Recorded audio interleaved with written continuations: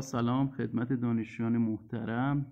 در خصوص نرم افزار مارک از مدل بوسنکس استفاده میکنه. البته مدول 21 از این معادله استفاده میکنه.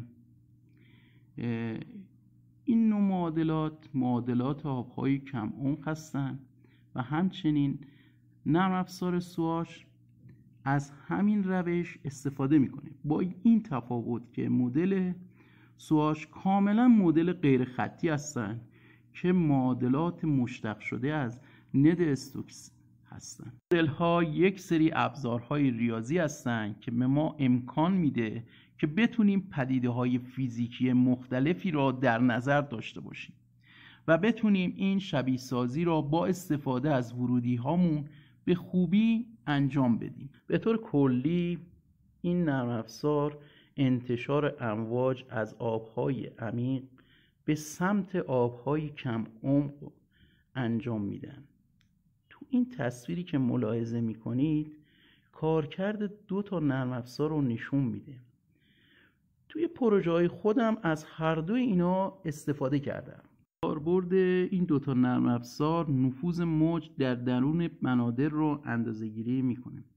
شکل سمت راست مدول سواچ و شکل سمت چپ مدول مارک 21 رو همونطور که ملاحظه میکنید نتایج نرم افزارها شبیه هم هستن. یک سری تفاوت هایی دارن توی معادلات پدیده های فیزیکی. نکته وجود داره نرم افزار مارک 21 یک نرم افزار تجاریه. در کل این نرم افزار نیاز به خرید لانسنس داره و مدول سواچ این طور نیست و بدون نیاز به لانسنس است و شما میتونید ازش استفاده بکنید.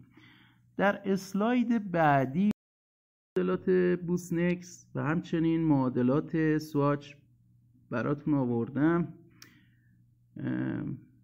مهمترین تفاوتی که معادلات بوسنکس با مدل سواچ داره اینه در معادلات سواچ فشار غیر هیدرولیک استاتیکی در نظر میگیره و این تفاوت خیلی خیلی مهمه. آبهای عمیق پدیده هایی داریم به نام شتاب عمودی و این شتاب برامون مهم هست و با توجه به کاربری فشار غیر هیدرولیکی بتونیم فشار غیر هیدروستاتیکی رو توی فشار هیدروستاتیکی در مدل بوسنکس استفاده کنیم. لحاظ سرعت محاسبات در بوسنکس و نرم افزار مارک نسبت به نرم افزار سواچ سرعتشون کمتر هست.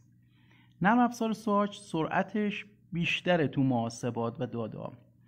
از لحاظ پایداری کمی نرم افزار سواچ پایدارتره با توجه به ورودی هایی که ما بهش میدیم.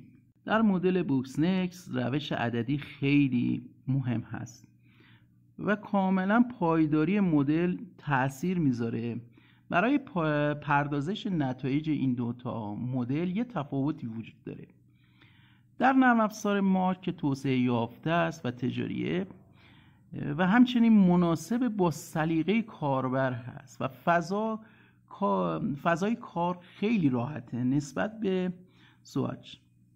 نتایج نرم افزار سواچ نیاز هست که داده ها و پردازش ها توی نرم افزار مطلب که خودتون با توجه به کدنویسی که انجام میدید نتیجه رو ترسیم میکنه و میخونید.